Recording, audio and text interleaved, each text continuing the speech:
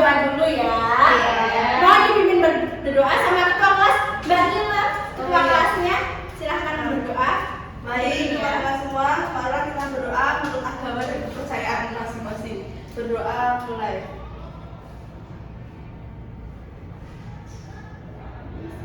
Berdoa selesai. Iya, alhamdulillah, semoga dengan doa kegiatan pembelajaran kita jadi lancar ya, dan kalian tetap fokus.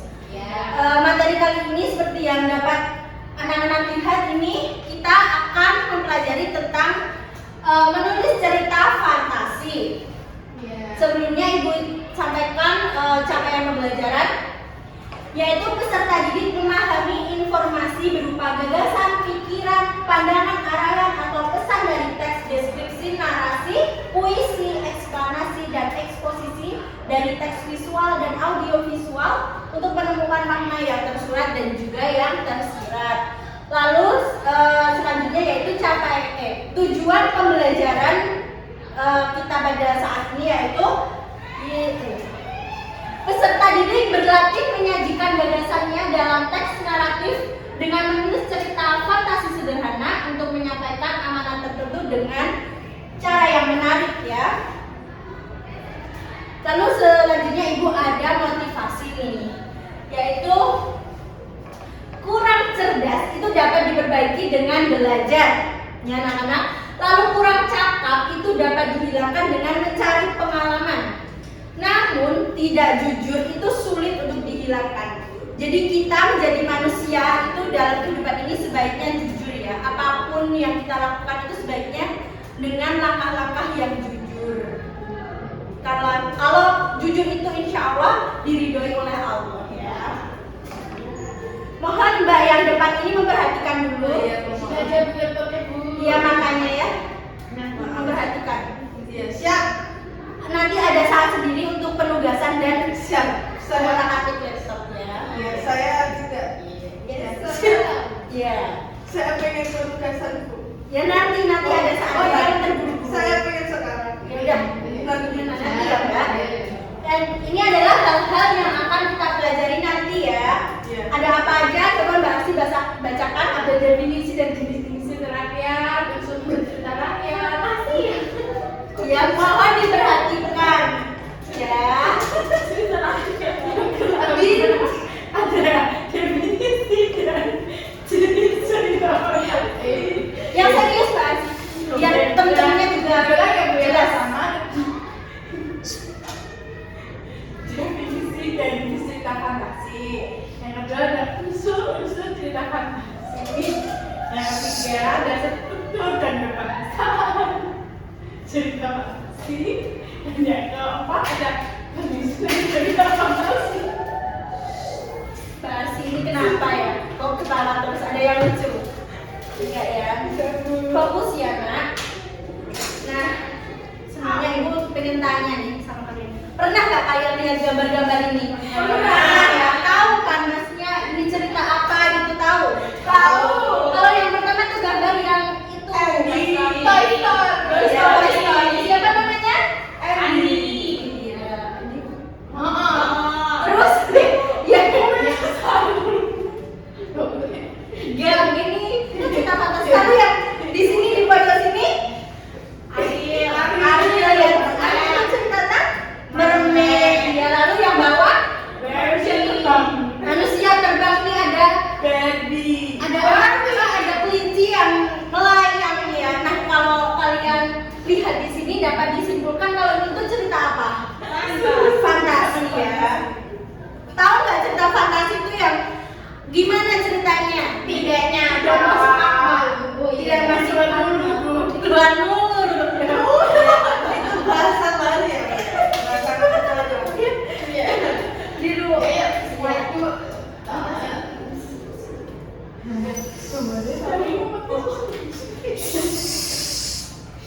Ini ya cerita fantasi yang apa tadi Mbak Adis sebutkan tadi apa? Artinya dari cerita fantasi definisinya? Yang menurut Mbak Adis apa? Imajinasi. Ya yang dari imajinasi ya, berkembang dari imajinasi. Terus Mbak Nila apa lagi kalau dari Mbak Nila? Apa? Itu lagu. Aduh. Mbak Nila dari tadi ini sih nggak memperhatikan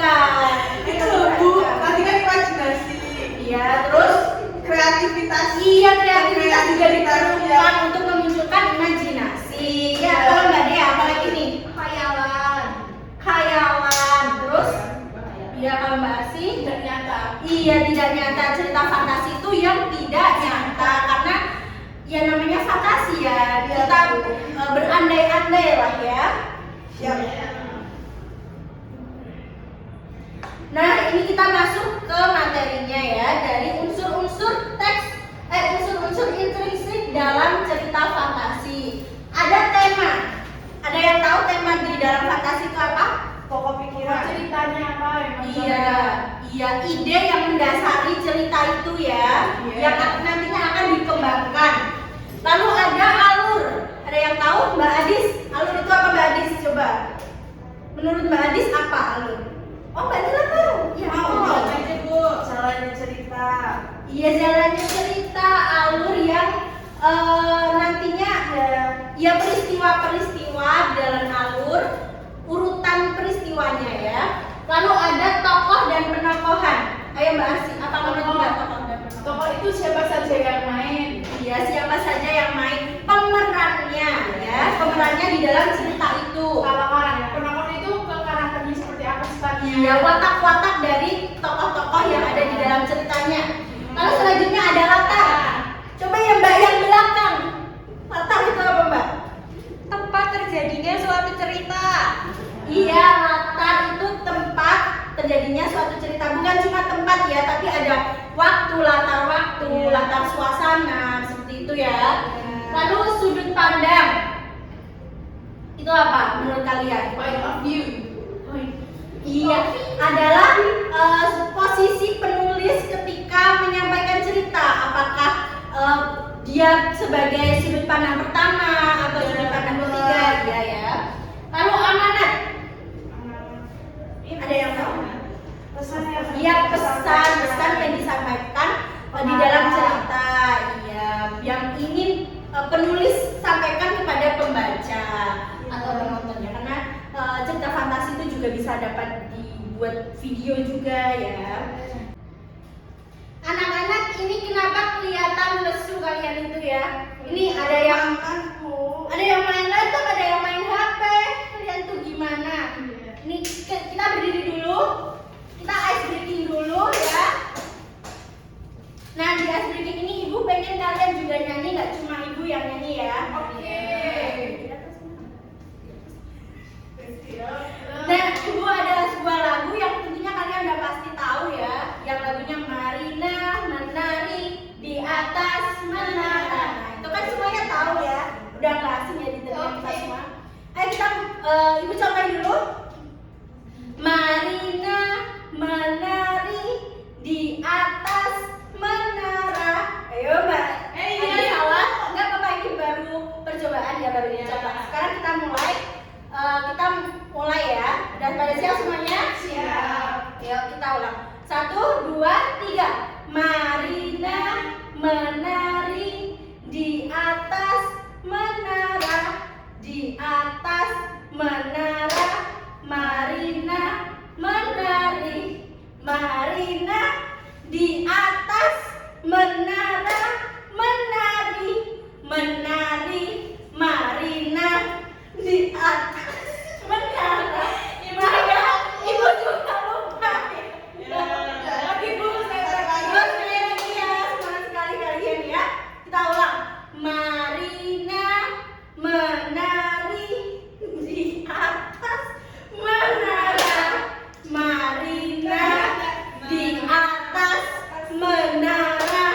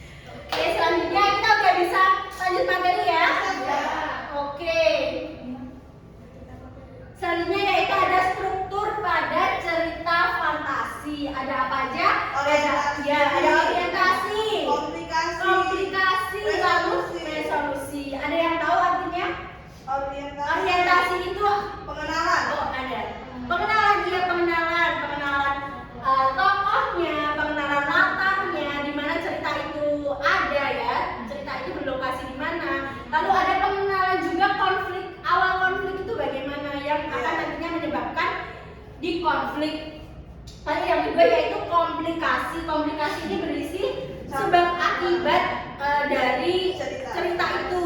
Masalah di situ, konfliknya terjadi ya. Puncaknya masalah di sana. Lalu ada resolusi. Iya Mbak, penyelesaian masalah Bu. Iya, penyelesaian masalah dari yang dari komplikasi tadi, masalahnya diselesaikan di bagian akhir cerita ya.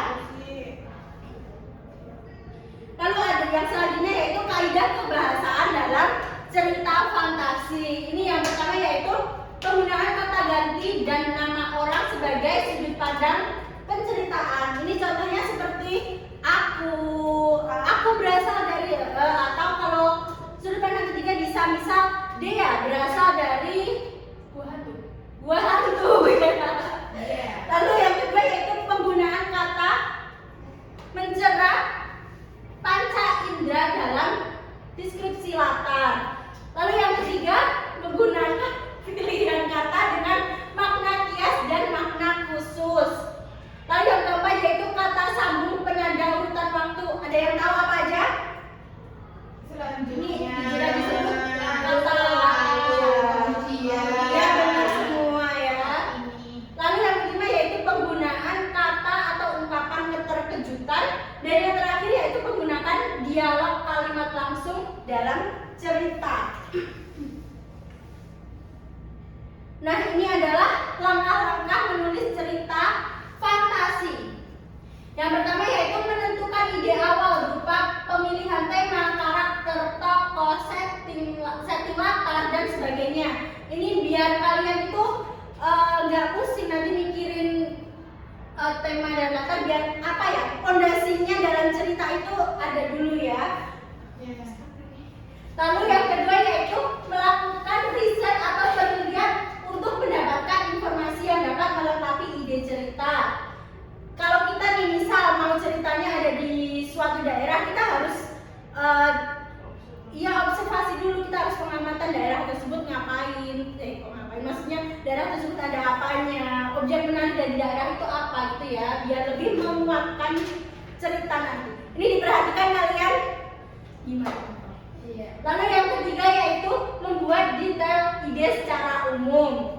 Lalu yang keempat membuat kerangka cerita. Kerangka cerita itu dibuat dulu ya, supaya enggak keteteran nanti pas kalian nulis keseluruhan cerita, kalian bingung sendiri mau gimana ini ceritanya, kebolak-balik gitu takutnya ya.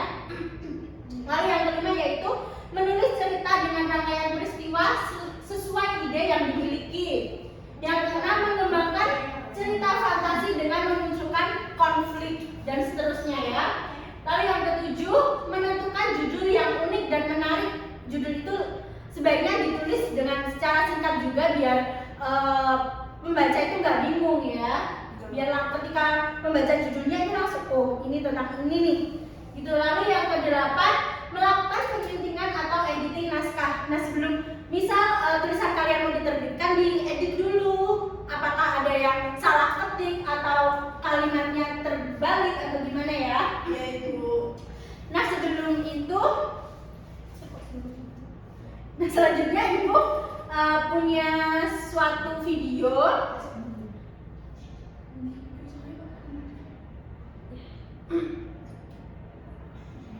Suatu video yang nantinya ini akan jadi tugas kalian. Ibu bagikan dulu lembar tugasnya. Ini dikerjakan di sini ya, di dalam pas tugas hari ini. Ini menyimak dari sini nanti di dalam cerita di dalam LKPD yang sudah ibu bagikan itu nanti ditulis apa itu orientasi dari cerita ini, bagian apa orientasinya, lalu konfliknya apa, resolusinya apa, tokoh-tokohnya siapa, latarnya gimana ya. Ya, kita tonton dulu. Suatu ketika ada sebuah kota kecil bernama Cloudy.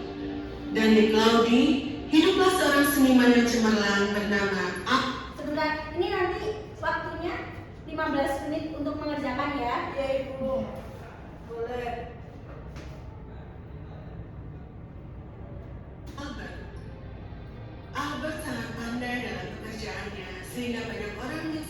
mengira lukisannya sebagai benda nyata. Dia melukis potret orang-orang kaya di kotanya dan menghasilkan uang dengan baik. Dia akan membawa kanvasnya kemana-mana dan secara acak memilih tempat dan mulai membuat sketsa. Ini adalah sketsa yang brilian. Dia akan membuat sketsa matahari terbenam, buah-buahan dan potret manusia dan membuat semuanya terlihat sangat nyata. Tapi karena itu adalah kota kecil, tidak banyak lukisan yang bisa dibuatnya. Seiring waktu, dia mulai berjuang untuk menemukan pekerjaan. Sungai tempat Albert biasanya melukis matahari terbenam berdiri di yang indah. Albert menyukai pohon itu. Dia telah melukis pohon itu di kanvasnya berkali-kali, namun dia tidak pernah bosan karenanya. Dia berbicara kepada pohon itu seolah-olah itu adalah manusia.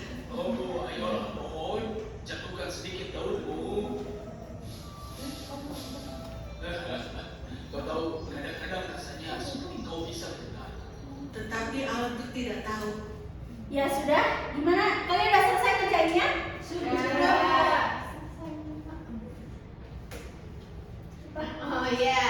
Kalian sudah selesai kan? Sudah. Nah, Sudah. dikumpul. Ya dikumpul. Ibu teliti ya. Mana?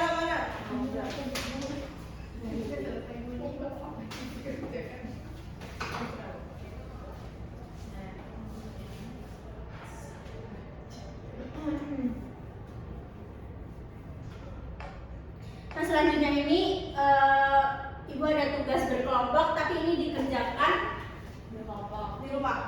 iya.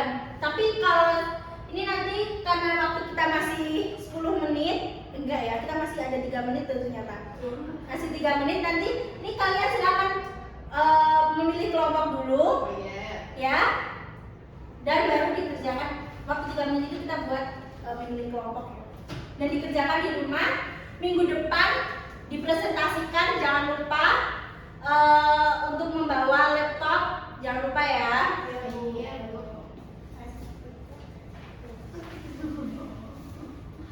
Iya, atau dibagikan ke belakang juga. Oh iya.